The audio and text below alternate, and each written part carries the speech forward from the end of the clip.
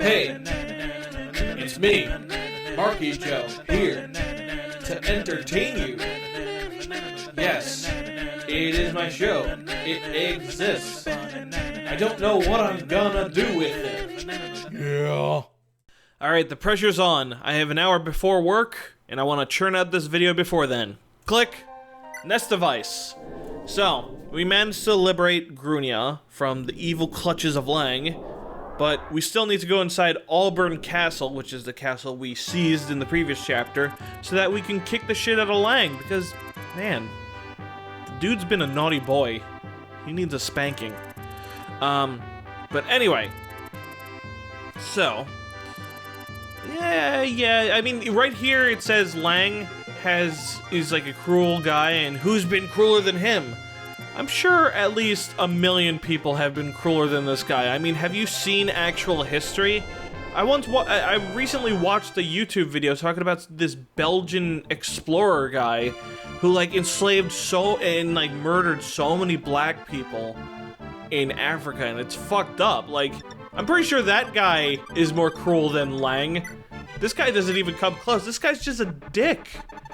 A really bad dick, but I mean, you know, whatever. So anyway, Lang's talking to somebody. Oh shit, sword fighter Navarre. And he's like, once they open the gate, that's when you attack. He kind of words it in a way that, like, the reinforcements will attack us from behind and it'll be a pincer attack, but that's just not how it's gonna work. Because, I mean, Lang apparently thought it was a good idea to have Navarre by himself in the fucking door. And that's not much of a pincer attack when you have one dude attacking from one side and 1 million reinforcements attacking from the other. But yeah, that is something I should mention, is that Lang brings up the reinforcements. He's not kidding about that shit at the very least, because there are so many reinforcements in this chapter. And I actually have to move quickly and nab these chests and kill those bishops, because I want my team to be, like, prepared for when the reinforcements show up. Like, I also want to get rid of all these knights right here. Because there are, like, the reinforcements spawn for several turns, and they come at, like, around 1 to 4 apiece, like, each turn. Like, it's crazy. Like, and they don't stop for a long time, so, it's good grinding, though. Good for nabbing some EXP. But, yeah, it also gets kind of tedious after a while, because once you have things thoroughly under control, it's just like, well, whatever. Yeah, so Navarre only charges after you once you open that door. Last chapter, we got the Gemini Star Shard from the previous boss. I forgot his name already. I think it was, like, Doris or whatever. Oh, and we just got the Libra thing. The Gemini Star Shard, what it does is, all the Star Shards increase your growth rates. The Taurus one, which we got from Chapter 3, that increases all your growth rates by 5%. The Gemini Star Shard increases your strength growth by 30% and your defense growth by 20%. And it lowers your weapon level growth by 10%. Since usually you'll be giving this to characters who are, like, speedy, the speedy characters almost always have, like, high weapon level growth as well, so that like, barely matters. But yeah, that shit is going straight to Linda, because Linda does not have a good strength growth, even though she's a female mage, and typically they have, like, the highest magic power of any unit. But, as I said before, I think the reason why they did that is because they were like, oh, physical strength. They didn't, like, think about, like, her magic strength. But anyway, I'm gonna be using the Resire Tome a lot to handle these reinforcements, because, goddamn, holding these guys off is kind of annoying. And the weird thing is that Doga, even though he's our knight unit, he doesn't have, like, good enough defense to, like, consistently hold them off.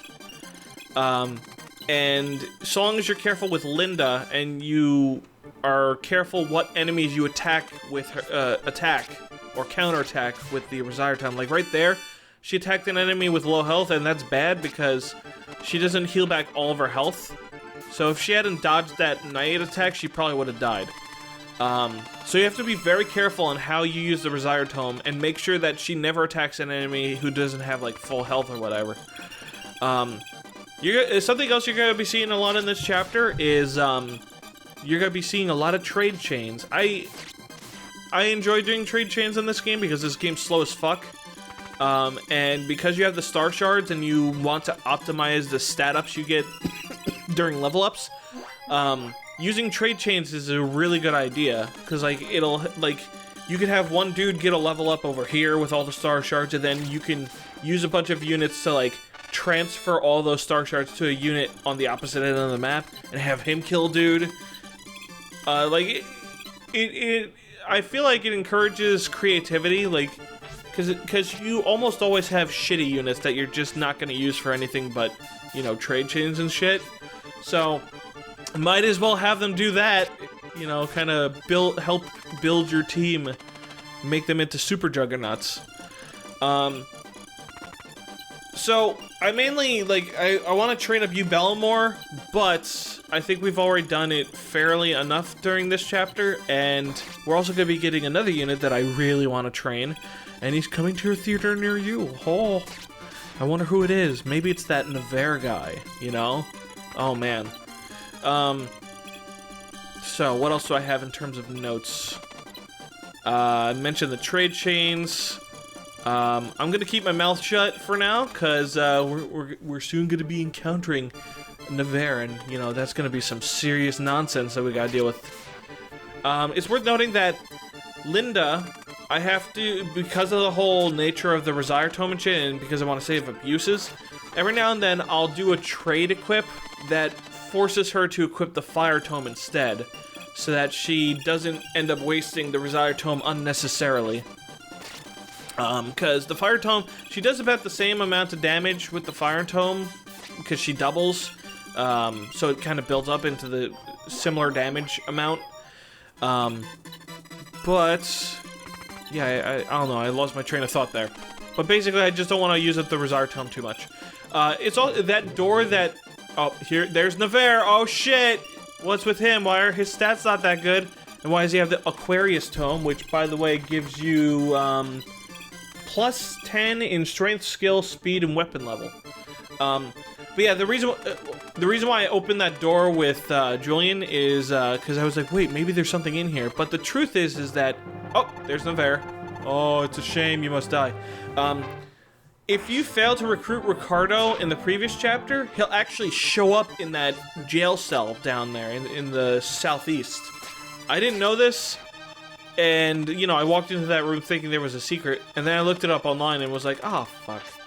So it's like, you could have totally let Ricardo go, but it's like the game, how would you fucking think that the game would be that considerate, considering all the other bullshit it puts you through, you know? But anyway, Ogma talks to Navarre, and he's like, nah, you disappoint me. Stop being so dark and edgy. And Navarre starts talking like he's a fucking kid from the 90s, and then, oh shit!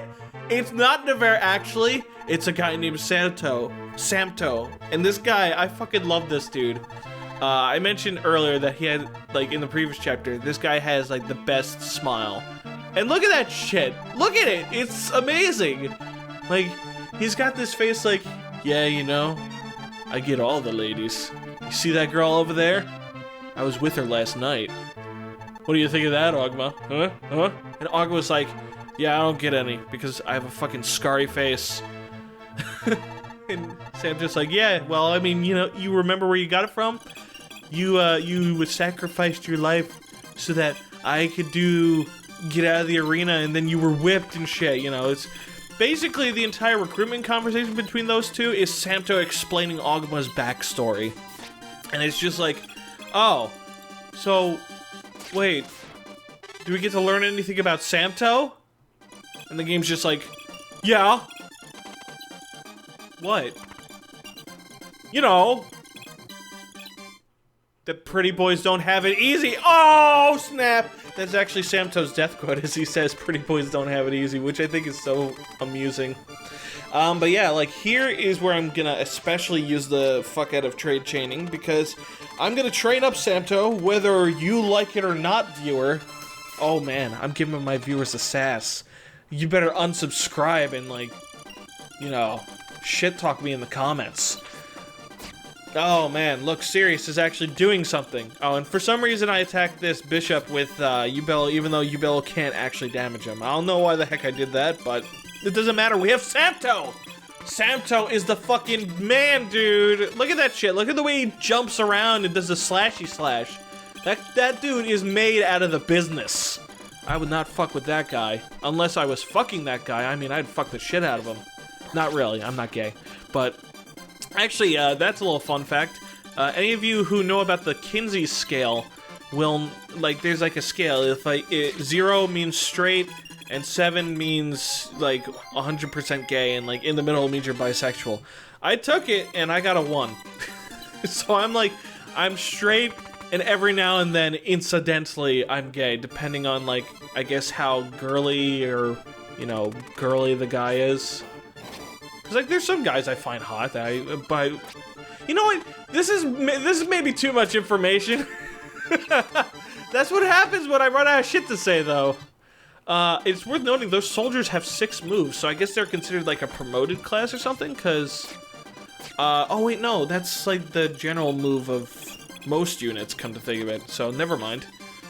Though it's worth noting that the archers have shitty fucking move. I think archers have 5 move, just like the knights, which I think is dumb. And it's worth noting that because archers get penalized by terrain more than knights, that they overall have the worst movement in the game. And that's just like, what the fuck? Why would you do that, game designers?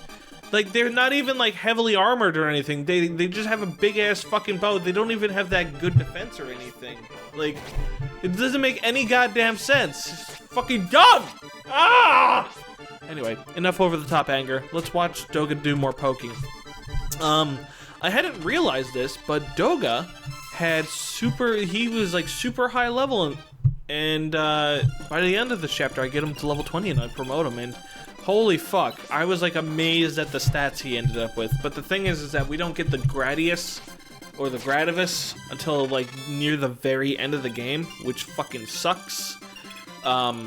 So he's probably gonna be my only indoor lance user, because only knights are able to use lances indoors. But he won't really be able to like become super ridiculous until he gets the Gradivis. And that's like super late in the game, and if you don't get the good ending of the game, you don't even get to use it at all, which is dumb. Man, this game is... Well, okay, I guess that's to imply to you, oh, dude, there's more to this game than meets the eye, but I don't know. It makes me sad just thinking about it. I've never gotten the bad ending of the game, which, by the way, there is a good or bad ending, but we'll get into that later. Anyway, so I really should have cut this part out. Oh man, I'm sick, man. But all I'm doing is just taking care of the reinforcements, and I'm just doing this little like trade equip thing with Linda, just so that she doesn't end up like accidentally using Resire too much, which I mentioned before.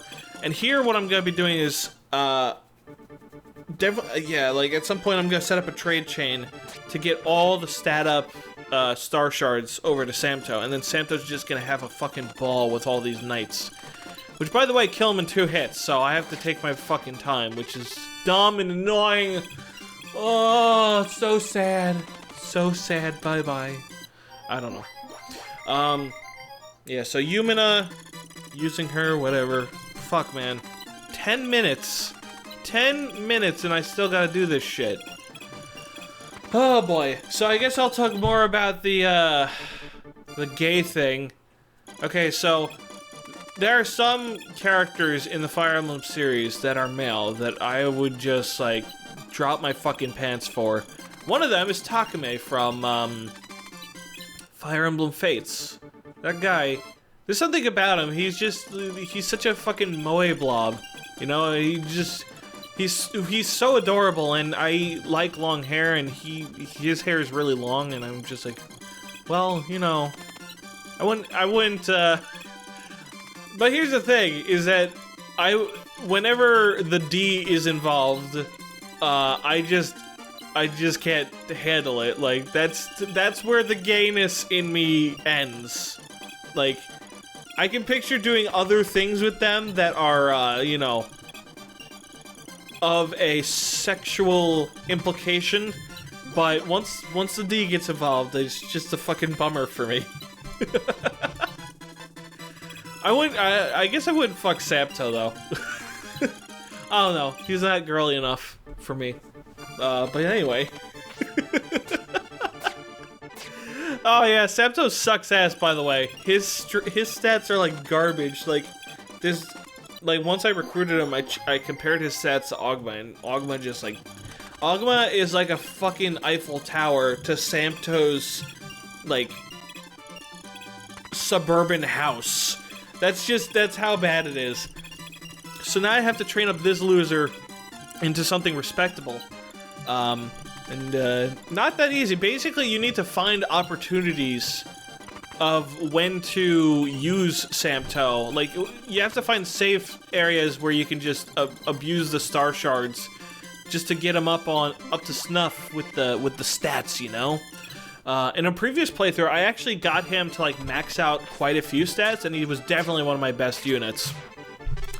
And that's I like that about FE3, the fact that you can do that, you know, that you have the choice and the option to make any unit good, and you can't really do that in FE12, because you don't, like, the star shards work differently. They don't modify growth rates, they modify your, like, base stat bonuses. So you can't, like, units like Samto are just never viable. And in that game where enemy stats inflate so much, it's just like, eventually he just can't cut it. Fucking sucks, man. Anyway, I'm tediously destroying all these knight dudes, and I've run out of shit to say. Like, why the fuck did I keep this in? In my head, I was like, you know what, I'll try and fill in 23 minutes.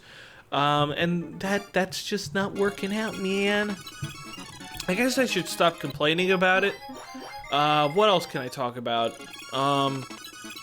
So, in Fire Emblem Fates Lunatic Conquest, I made it up to chapter 25, and then I just kind of was like, you know what, I need to start my entire playthrough over. Because as it turns out, Conquest on Lunatic really fucking wants you to plan out your units very carefully. And I didn't choose, like, certain units I chose weren't very good. Like Nyx. Nyx is just irredeemably shit in that game. And I will not hear otherwise. People are like, oh, she has high magic though. In a game where high magic doesn't really mean much. Especially when you have somebody like Nils who can attack with the Shining Bow, has high magic, and basically serves as a better version of the mage in every way, because he's a bow user, so he's super effective against all the fucking enemies. Well, against flyers, so it's just like, whatever, man. Oh, this scene with Lang, his boss quote, when I first saw this, it fucking blew me away. Like, he's like, please wait, I'm sorry, please forgive me. The government, man. I was just playing the game. You know, playing the government game and shit. I was just obeying. I'm just a sheep. You know? So please, just drop your weapon. Let me explain everything with my evil fucking bald face. Anybody who's bald in a Japanese game is evil by default. But look at that shit. Like, when he said that, I actually believed him. Like, oh shit, we're misunderstanding things maybe. But then he says, oh, you let your guard down. I was like, oh, fuck. That is some Super Nintendo Japanese RPG shit right there. Like, when they have a dude that's just so fucking black and white evil. And I love giving people the benefit of the doubt, because I'm such a believer in Raseo's Law, or however the fuck you pronounce his name. You know, but, you know, every now and then you have to face the reality. You have to face the dark and edgy reality that sometimes not everybody is a good man. And they have to be destroyed at all chances. Oh, fuck. Did you see that shit? He got a critical hit. And that's how I figured out that the star shards do not protect you from critical hits. And I'm glad that good old Doga didn't get fucked over by that. But he was still left with 2 HP. Holy fuck. Like, god dang. This is not a very good battle for Doga. because he has to constantly heal himself and then go back up to fighting this guy. I really should have just used an armor slayer on this dude or magic, but I didn't want to do that because Doga's level 19 and I wanted to get him to level 20 so that I could promote him and not have to do that in the middle of the next chapter. But yeah. Oh shit. More healing. This is so exciting to watch. Look at that shit. 14 EXP to Yumina. Oh snap. So exciting. At least Samto's there providing moral support, you know. That guy's an amazing cheerleader. Let me hand it to you. Dude's a terrible fighter, but at least he's a good cheerleader. But yeah, Doga, thankfully, because he attacks twice and he has higher crit, eventually he does like get a good crit in, and now he's pretty much set to kill this motherfucker. Look at that shit. He walks so slow with his big ass shield. This isn't Ghosts and Goblins, man. I don't know. Oh, there we go. Second crit. Damn, son. Lang went out with a bang. And there we go. He's level 20. And look at that. I think it's rather hilarious that the star shard that Lang had was cancer. Like, there's just something very poetic about that. But anyway, the cancer star shard lowers your strength growth by 10% and increases your defense growth by 50%. So if you, and take note that the star shards can stack, so you can give a unit an extra 70 fucking defense. Like Linda, for example, which is why I've been holding off on training her. But yeah, look at that shit. Doga, he class changed. Yay! Look at that defense boost and the speed boost. And look at the stats. Like, holy fuck. He's like my fastest unit and like the most durable. It's insane.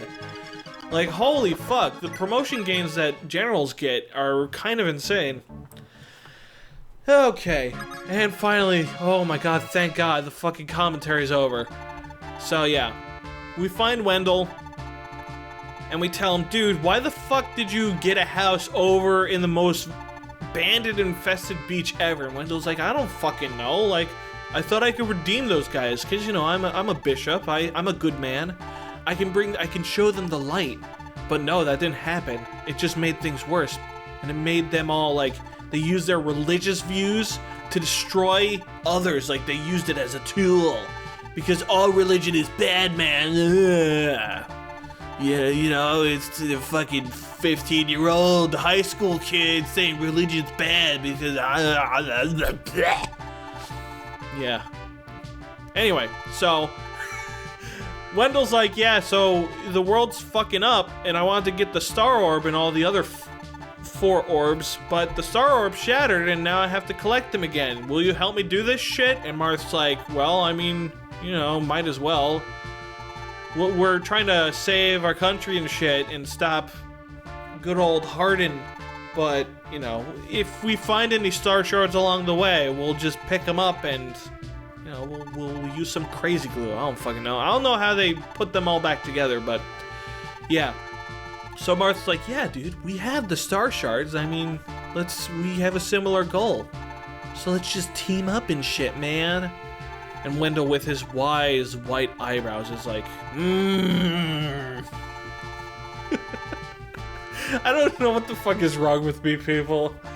When I don't have, like, notes to go off of, I just get all weird and shit. But, yeah, we gotta go to the ramen temple to get some ramen noodles, but also to get some star orbs. And, that's it. Da-da-da-ba-ba! I need someone to review my FE hack. He needs to be someone who won't cut me slack. It's Monkey Joe, he's arrived from his golden chariot, and down he walks the road browsing. What the hell, you got Monkey Joe?